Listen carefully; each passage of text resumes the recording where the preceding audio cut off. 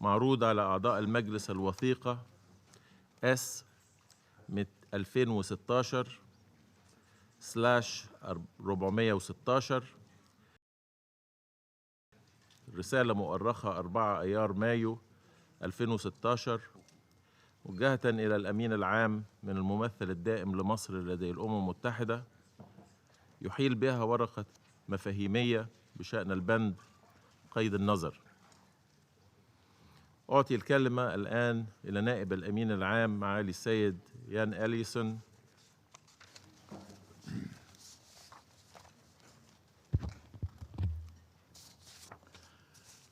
Mr. President, members of the Security Council, I thank the Egyptian presidency for convening today's open debate. This is an opportunity to discuss how we best counter terrorist narratives and ideologies, as well as an opportunity to recall the fundamental interests and the fundamental values connected to this pursuit. This Council is all too aware of the volatile mix of protracted conflicts, terrorism, and violent extremism in today's world. You have mourned fallen soldiers, police, and peacekeepers, as well as tragically great numbers of civilian victims of atrocities committed by terrorists. You have used sanctions and other measures in the Council to stop their activities. You have understood the serious threat posed by terrorist groups who even control territories and population centers and attempt to blur borders between sovereign states.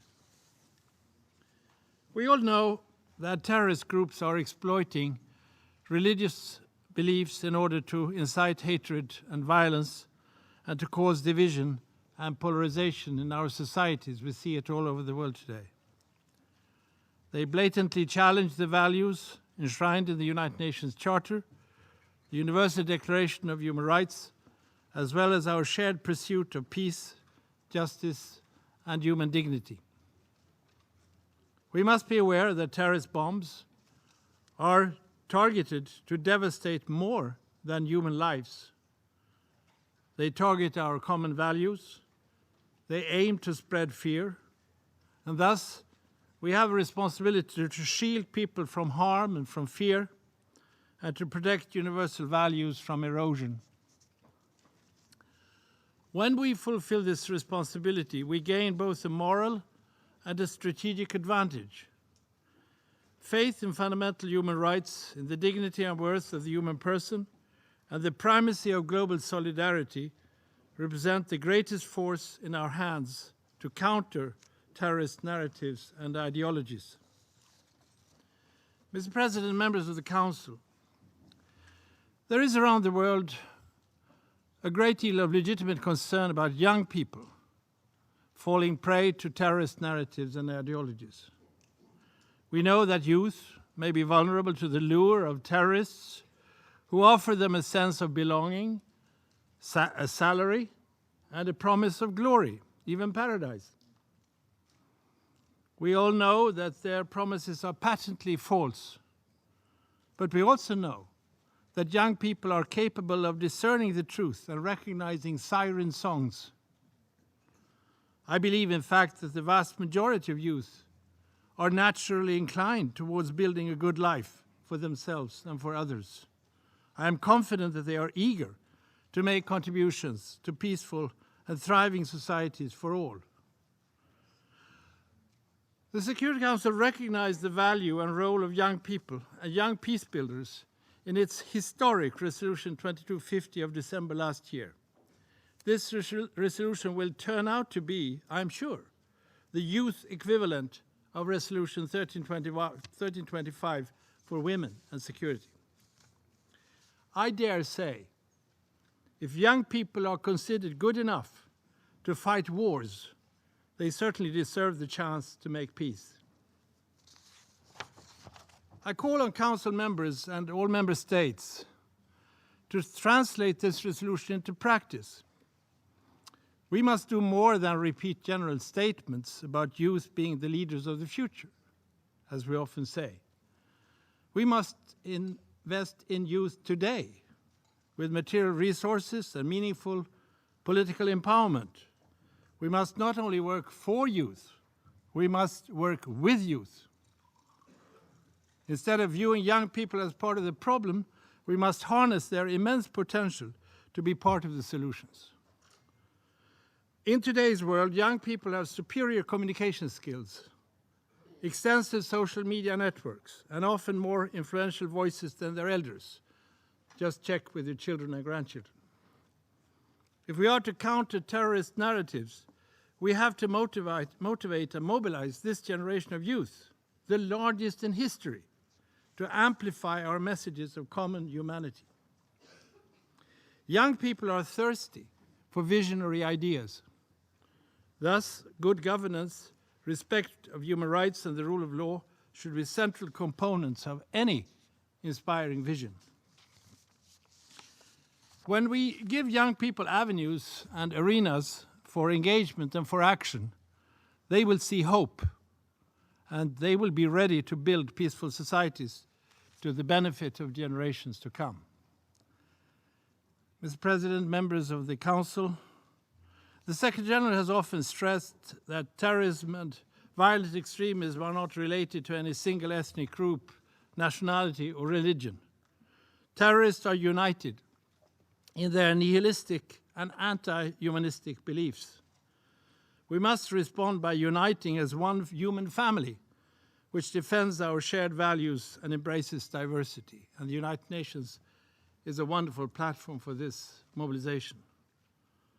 Incitement and recruitment of terrorists, as well as conditions conducive to terrorism, have been addressed in several Council resolutions, the General Assembly's Global Counter-Terrorist Strategy, and the ESG's Plan of Action to Prevent Violent Extremism. The Secretary General has called for a comprehensive approach to respond to the complex factors which drive people to violent extremism. It is necessary to now counter and refute false and nefarious narratives. Such narratives must be replaced with compelling alternative visions, backed by tangible opportunities for meaningful and constructive engagement, and, for instance, for jobs. Youth unemployment is a scourge around the world. When we are to address terrorist threats, security and military responses remain important. Let us state this clearly. But they are not enough. They are not enough. The Secretary General strongly focuses on a preventive approach in his plan of action to prevent violent extremism. We need to convey positive messages and take preemptive action. Such messages and action should address conditions conducive to terrorism and violent extremism. We also need to listen carefully to affected communities. We need to engage at the grassroots level. We need to partner with faith leaders, with women and young people.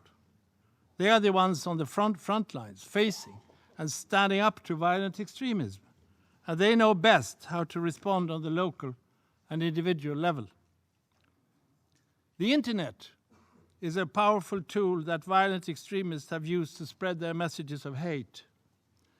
We should encourage more of study and research on how violent extremists are using the internet and social media. At the same time, it is important to uphold freedom of speech, expression, and assembly. Efforts should be redoubled to protect pluralism and diversity, also in media. The protection of free media can be a defense against terrorist narratives. There must be no arbitrary or excessive punishment against people who are simply expressing their opinions.